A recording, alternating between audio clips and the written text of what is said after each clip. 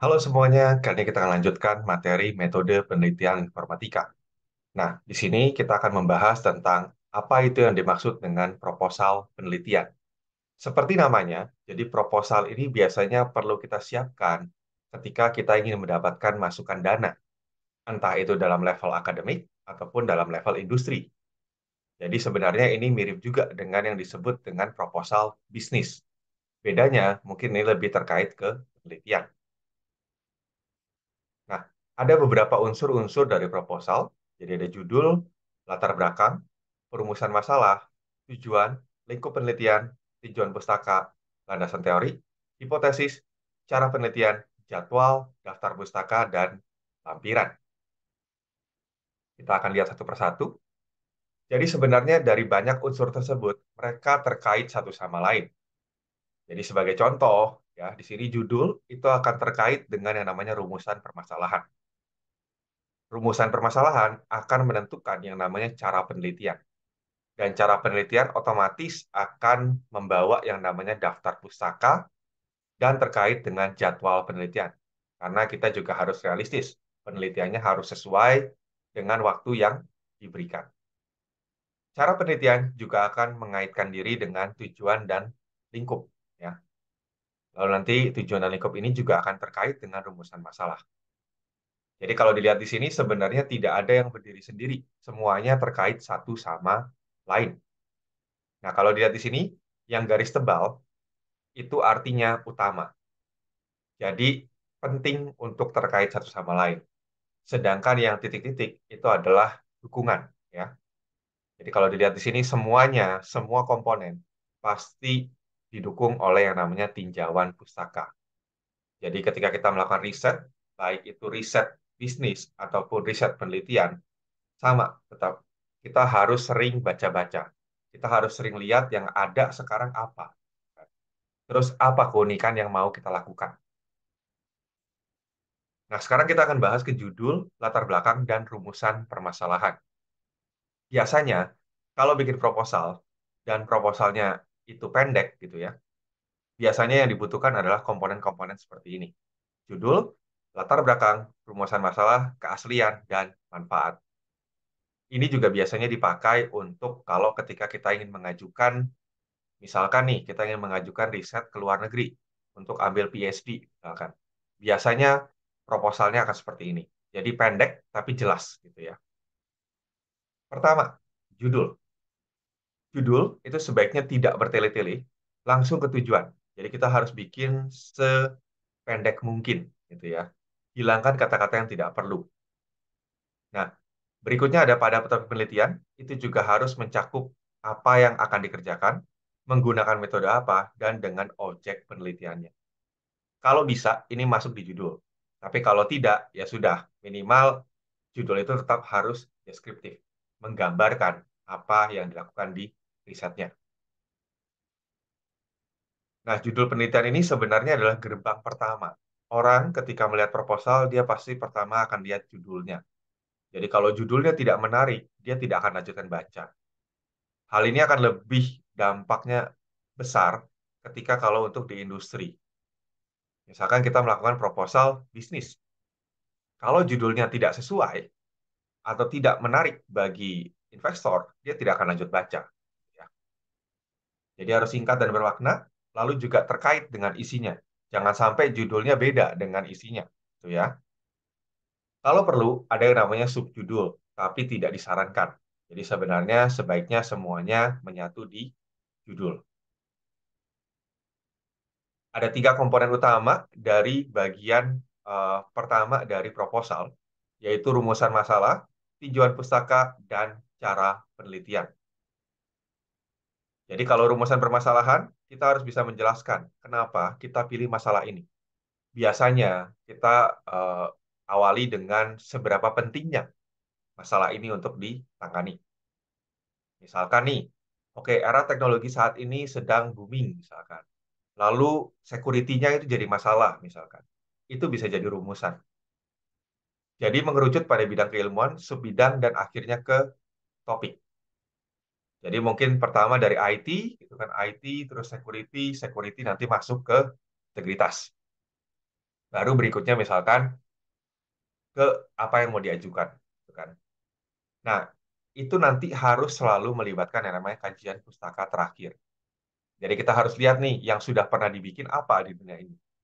Jangan sampai yang mau kita buat itu sebenarnya sudah pernah dibuat atau yang mau kita buat sebenarnya malah lebih jelek daripada yang sekarang ada, gitu kan. Ini harus singkat, jelas, dan mudah dipahami, dan mudah dipertahankan. Jadi kalau ada yang argumen, oh nggak kayak gitu. Nah, kita harus bisa menjelaskan secara detail. Biasanya ini akan dituliskan di bagian terakhir dari latar belakang. Gitu ya. Jadi kayak misalkan pentingnya ini apa, gitu kan, yang kita lakukan, dan bedanya dengan riset yang terakhir itu seperti apa, begitu. Nah, ada juga yang namanya keaslian penelitian. Jadi ini menunjukkan bahwa permasalahan belum pernah diteliti sebelumnya. Tadi kita bandingkan dengan riset yang terakhir, terus kita harus lihat gitu kan, apa kelebihan dari yang akan kita lakukan. Atau mungkin kita bisa lihat juga, kita bisa anggaplah baca kajian sebelumnya dan ternyata kita rasa, oh kayaknya ada yang kurang nih. Nah, itu bisa dijelaskan. Tentu ini harus ditunjang dengan kajian pustaka yang menyeluruh atau komprehensif. Jadi harus dilihat banyak kajian-kajian pustaka yang ada. Nah, ada juga manfaat penelitian. Jadi, apa sih gunanya dari penelitian ini?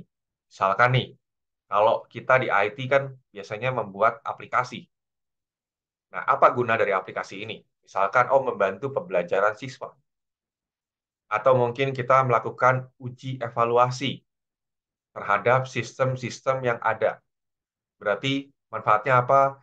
Oh ini nanti kalau misalkan ada orang yang mau pakai dengan tool-tool yang sama, kakas-kakas yang sama, maka mereka bisa baca laporan kita, mereka bisa melakukan perbandingan dulu, analisis dulu sebelum benar-benar dipakai.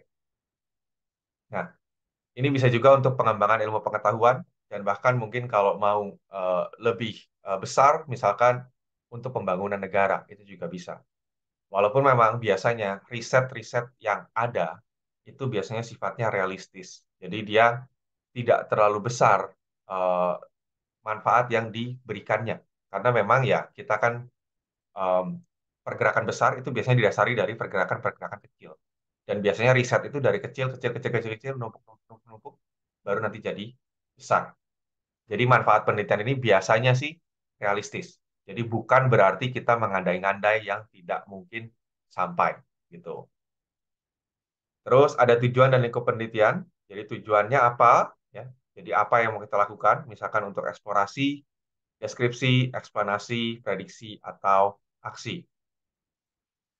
Tujuan ini harus mengkaji atau mendeskripsikan fenomena uniknya, terus meluaskan generalisasinya, menguji validitas, menutup kesenjangan antar teori. Jadi misalkan ada teori A, teori B, di tengah ada yang bisa dimasukin nih. Itu bisa jadi tujuan. Memberikan penjelasan terhadap bukti-bukti yang bertentangan, memperbaiki metode yang keliru, interpretasi yang keliru, kesulitan dalam praktek, atau memperbaharui informasi. Jadi misalkan kita studi jangka panjang gitu kan. Oh ya, ini alat dibilang efektif nih di awal untuk siswa. Sekarang gimana nih kalau udah efek 3 tahun ke depan misalkan. Nah, tentu ini diperlukan yang namanya batasan. Jadi kalau kita bertujuan pun tidak boleh tujuannya terlalu jauh. Karena ya biasanya satu riset itu ya umumnya sih setahun ya. Setahun untuk dilakukan. Bahkan kadang lebih pendek. Memang ada beberapa yang lebih panjang. Tapi biasanya setahun. Kalau di ranah akademik. Ya. Nah, jadi ada yang namanya batasan. Agar tidak terlalu lama dan topiknya juga tidak melebar kemana-mana. Jadi tujuan ini harus spesifik.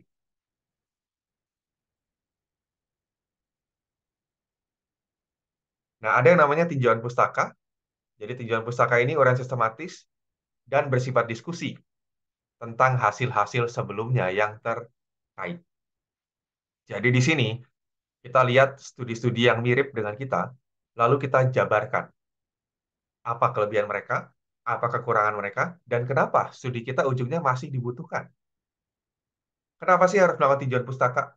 Bukannya kalau misalkan udah pengen bikin sesuatu, ya udah bikin aja. Gitu. Nah, kita harus belajar dulu, kita harus tahu sejarah permasalahannya seperti apa. Jadi kita tahu titik masalahnya di mana dan bagaimana cara orang-orang menyelesaikannya. Terus ini juga akan membantu pemilihan cara penelitiannya.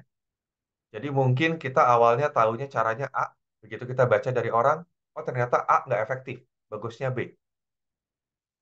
Ini juga membantu untuk kerangka dari latar belakang, gitu kan, kelebihan dan kekurangan, dan juga menghindari duplikasi.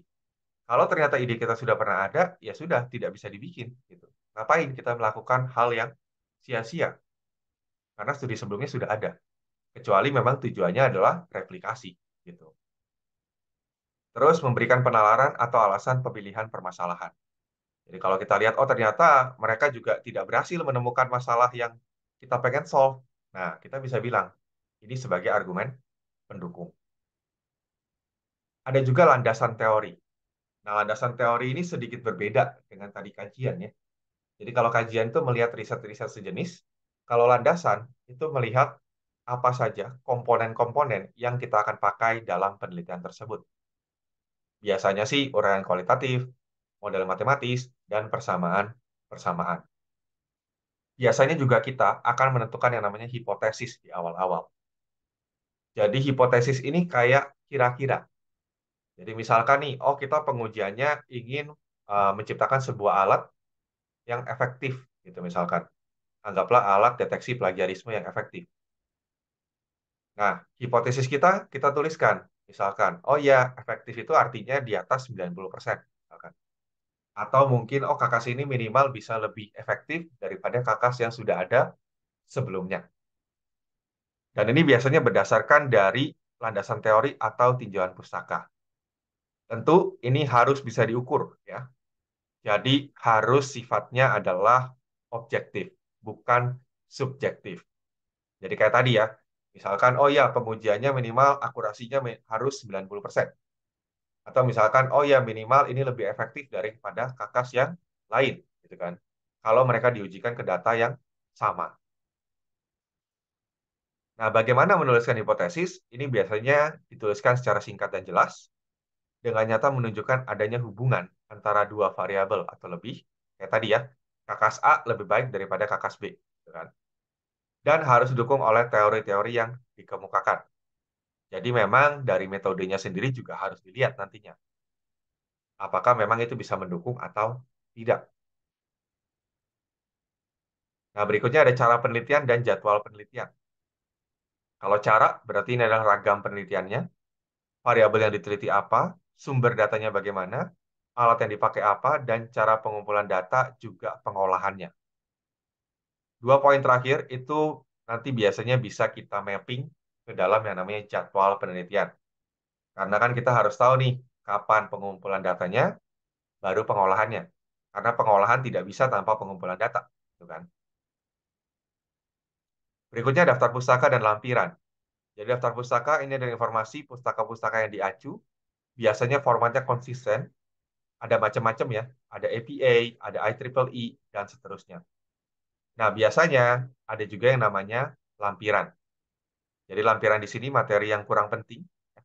Kurang penting dalam artian bukan tidak penting. Gitu ya. Jadi sebenarnya ini tetap mendukung proposal kita, cuman memang tidak sepenting yang ada di materi utama. Ini boleh dibaca, boleh tidak sebenarnya.